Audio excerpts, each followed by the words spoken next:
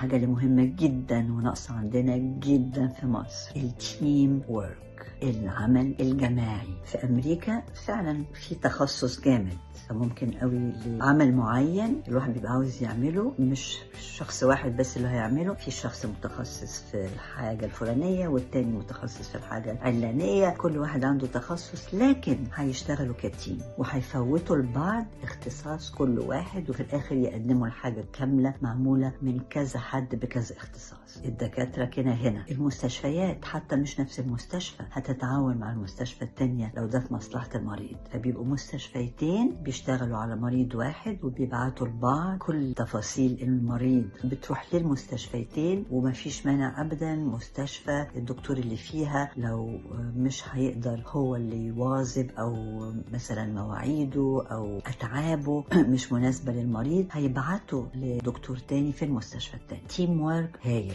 وفي نفس المجال طبعا انا عم بتكلم على مستشفى، معلش بيبقى فيه الدكتور مع التيم المساعدين بتوعه مع المعمل، كله متعاون وكله شايف التفاصيل الخاصة بالمريض اللي هم بيتعاملوا معاه. فالتيم وورك ده باين عندنا نقص فيه بدرجة كبيرة، فبتوحش الجودة بتاعت الخدمات بتاعتنا.